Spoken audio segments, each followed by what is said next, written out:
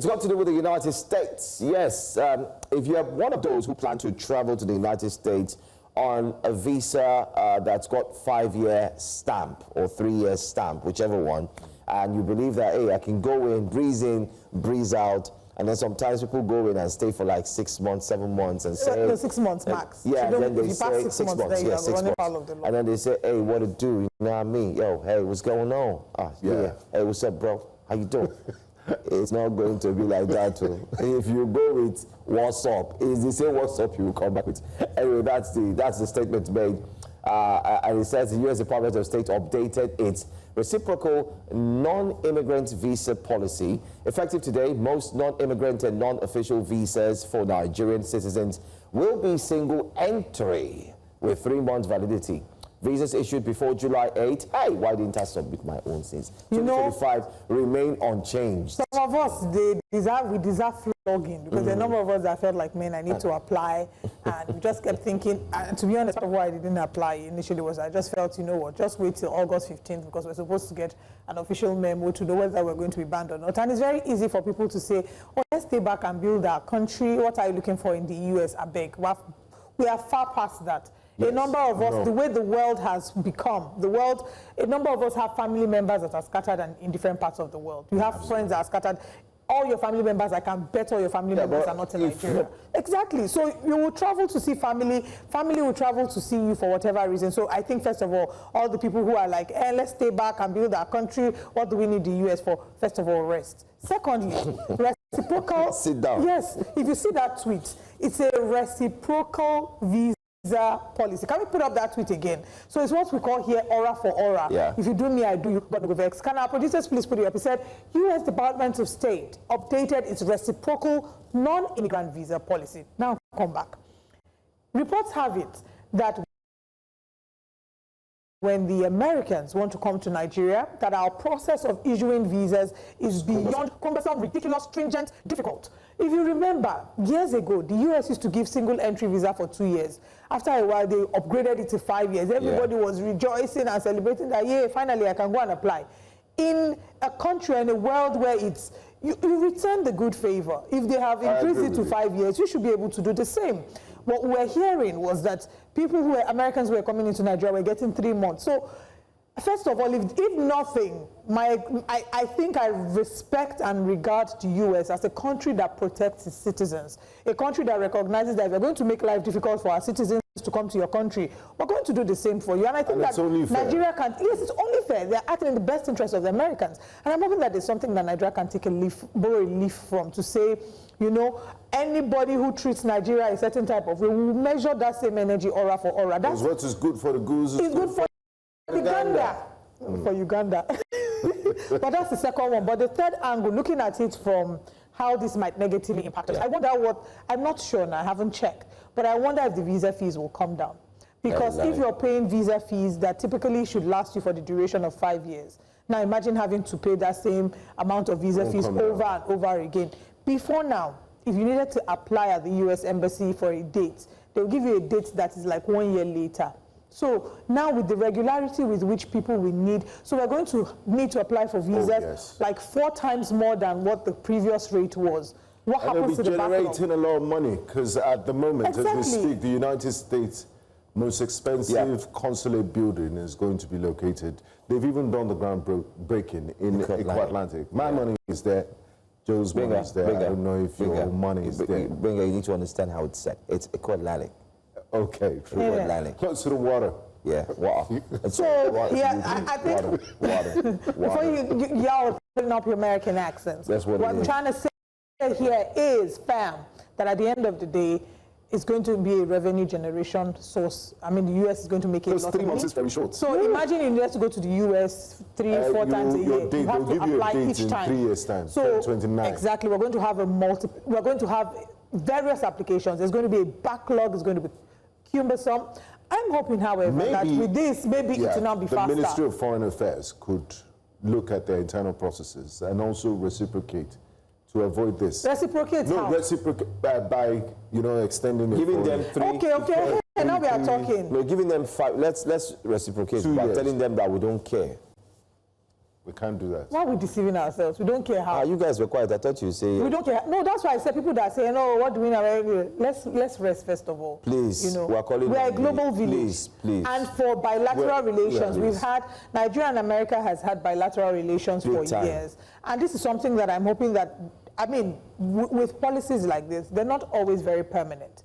They change over time. They can look at the hardship, because this one will touch everybody. It's not like, oh, politicians, we have a different set I'm sure of the Americans are not them. really happy with us. Mr. Trump tweeted just yesterday that countries that are aligned with BRICS are getting 10% tariff. US And then the president was in Brazil for the BRICS summit, even though we're not a full member. Yeah, just affiliate members. So they won't be really happy with us. So that Nigeria that is flirting with BRICS, make it 2 weeks visa. he's already made 10% US tariff hike.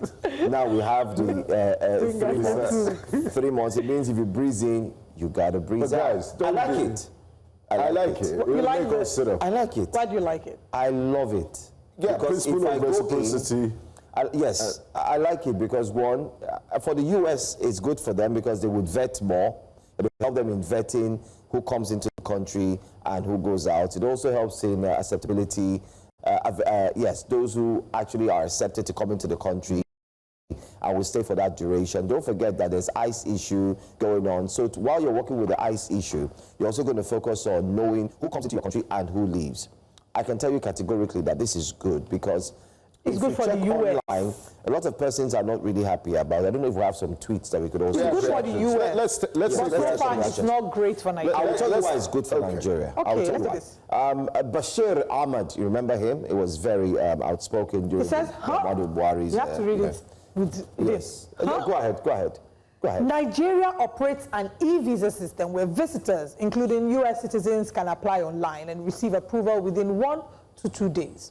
If this sudden change is also based on reciprocity, then the US should also consider offering us an e-visa which is digitally accessible, fast, and also efficient. Let me mention that people have gone online to respond to him under these tweets. And if you look at the thread, they are dragging him like a better pass my neighbor generator. They say, first of all, apply for US visa, let us see. Because they say that he has made certain tweets that are, not respectful of human life and democracy, and so they're saying they've even been tagging the US that please, if this person applies for a fresh visa or renewal, please take note of his old tweets. This one you said we should open our social media accounts. Anyway, moving away from Bashir Ahmed, let's go now to Old I have an issue with the reciprocal visa policy. It's fair for everyone involved. However, can the US also reciprocate by issuing visas to Nigerian passport holders in the same way that Nigerian issues visas to American passport holders? Currently, it seems that the US selectively chooses to issue visas to... well, it's in between. Regardless of whether the applicants meet all the necessary requirements. It's almost like it's pain. Yeah. I mean, you know these processes when you go to the embassy and you see. I think there should be. I know there's a series online by a certain bank.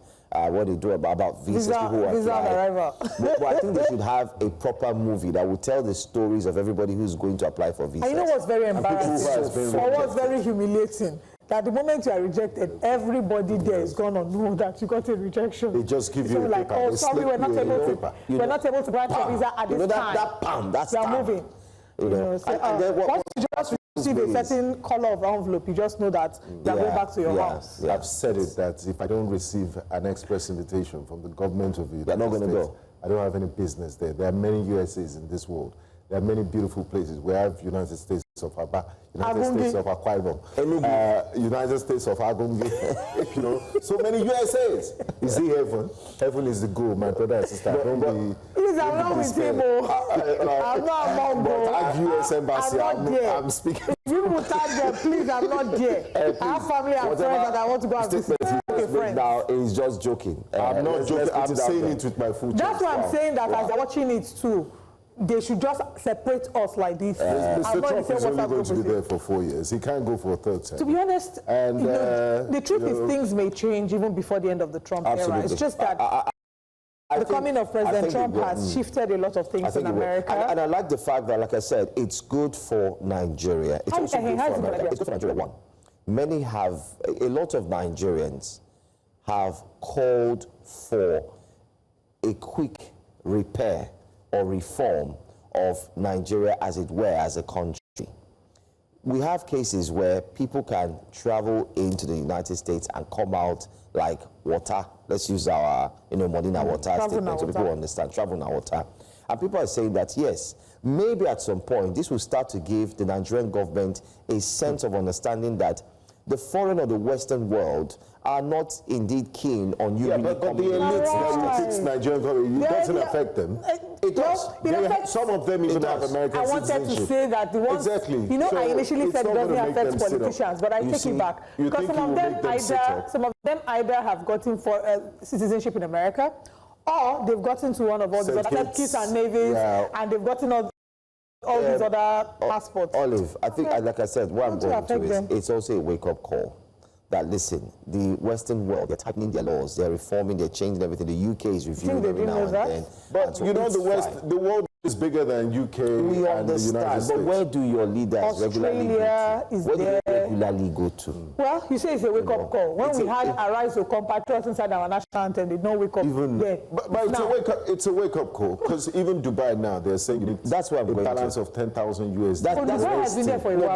That's what you have $10,000. And then just to apply, even though the federal government has said that Dubai, you can now go into Dubai, that was, I'm sorry to say clearly, that was false. It was bobo. It was false. It was a cold zobo, a very chilled zobo. Even the Dubai that you want to go to, it's tough. What I'm trying to say is, imagine 16 countries apply these laws or policies and tighten their entry or visa policies. They never tighten it starts to give you an indication that, listen, if Nigerians, you know one thing, Gbenga, let me say one thing here.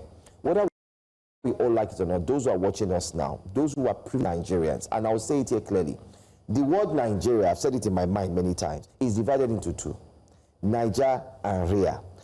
Niger is for those who have money, those who are doing very well in the country, both the politicians, those who are eating heavy, those who are rich, and so on. Ria is for the one who does not have justice, cannot speak up, is beaten, does not have money, is poor. So the thing about Nigeria is, if it starts to touch Niger, you would see that everybody would wake up and say, no, this is too much. Take for instance the power issue.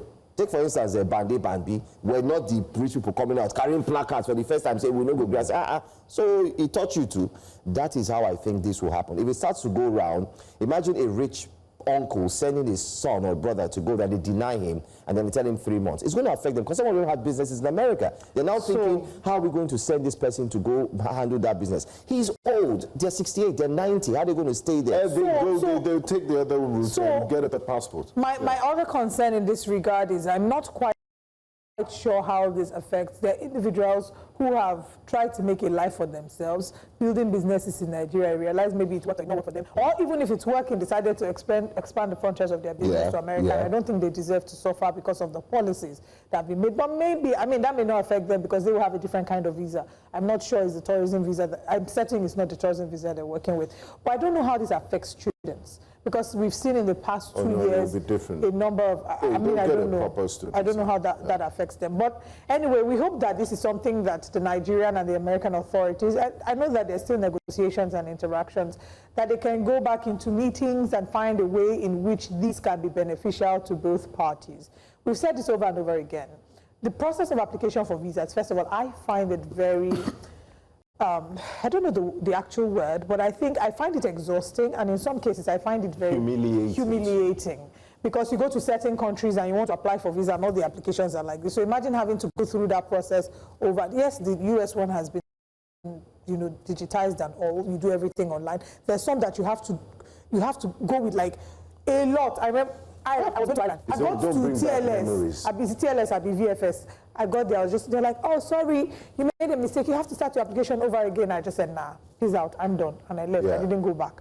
So it gets really exhausting. I look forward to us being able to travel and within the continent as freely as possible, and then as well as outside the continent. We also need to do something about image as Nigerians. And one of the reasons why the Netherlands will never win any football competition is because of my $100 I took in Malaysia so many years ago. And they rejected me after like 30 minutes. How am I as a student? How am I supposed to have landed property? I showed you my admission letter. I showed you I was studying in this country. The third country, the country I was going to, Romania, looked at my documents, gave me a visa. I was only going to transit in your airport. I was going to be in your airport for a few hours. and they rejected So how me. did you end up doing it? I mean, I had to fly through Singapore and Istanbul, but they took my $100. It's like taking $100 flight. Istanbul, did you have a lot of, many hours layover? Not really. Because that one says it's another one. Do you know, since that day, I laid a curse on them. That's why they never want anything. Benga's okay. Benga's okay. You should give me my $100. Okay, Let's move on to a big story now. Just in case you do not know, if you're one of those who have been following closely, well, let's tell you this, that in Nigeria now, starting from 2026, if 5 million lands in your account, the bank will alert the federal government. That's part of the tax reforms. So if you are one who carries out a business or you engage in businesses and you have 5 million coming to your account, every month, we're trying to break it down for you so you understand. The bank's duty is to alert the federal government so that they Johnson has over 5 million in his account this month. Block, he has it has been received coming. By God's grace, yes. Amen. Consistent.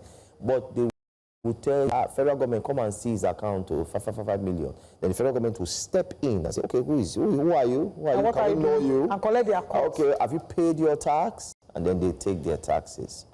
This has been lauded as one of the best decisions to make inside the reforms bills, because they say there are many Nigerians, a plethora in English language, that receive bakam in their accounts, and the government has no idea or inkling on how these monies go into the account and then go out.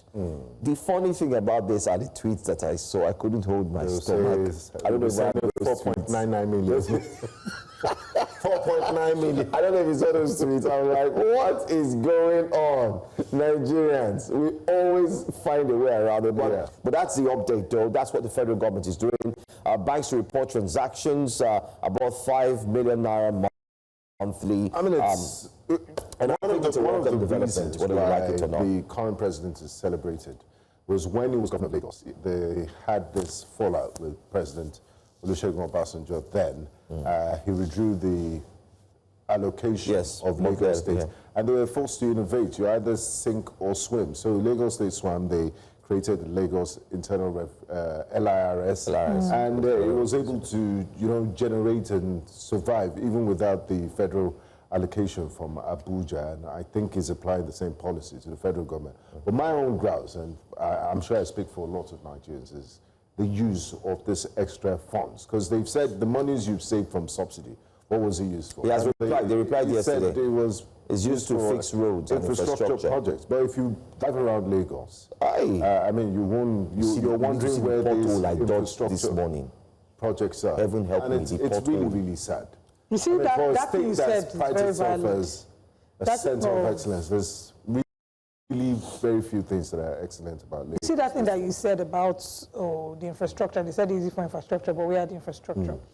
At this point, there's something that my church does that I applauded so much.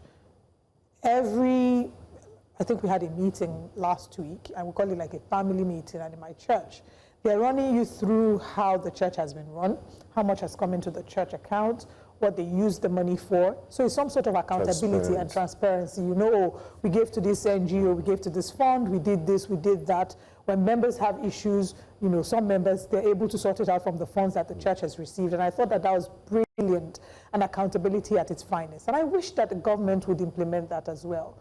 When it comes to the payment of tax, in the UK, for example, you would see a number of them talking about how taxation is such a big deal, the high taxation rates, the harder, and in certain, capitalist countries, the harder you work, the harder you're being taxed. However, you look at all the other things, and you can see where your money is going. You can see that at the train station, you don't need to, for example, if you live in the UK, you don't need to own a car. It's even more expensive for you in some situations because of parking and all that. But you can plan your life with the train stations, right? You can see that you have access to electricity steadily. You pay for what you use. Yes, we are paying for a lot of the things, but the service is available. Can we say the same here? Can we say that even when they implement this, that we're going to see that change? Unfortunately, because of the trust deficit that exists in our country, not a lot of people are very excited or hopeful that these will be channeled into the right sources. Every time we've heard of the Abacha loot, that every year is like someone is sending us money. And then, and then people can't, you can't always ask tell people us for what to it's put our been used quote. for. Like, their vehicles don't expire. Their vehicles don't expire, but every legislative session, they are changing vehicles. Vehicles, and these vehicles don't come cheap. I don't know if we have the tweet in response to this story. And it's not like they're using innocent. They are still getting Prados and the likes. Yeah, it's that deep. Some people say rich people's problem, but the truth is we touch everybody. These will touch everybody. We'll just count our, count the days and the months up until next year to see what this will mean. And the implication of this would be for those of us who are paying rent. Some people are paying rent more than 5 million.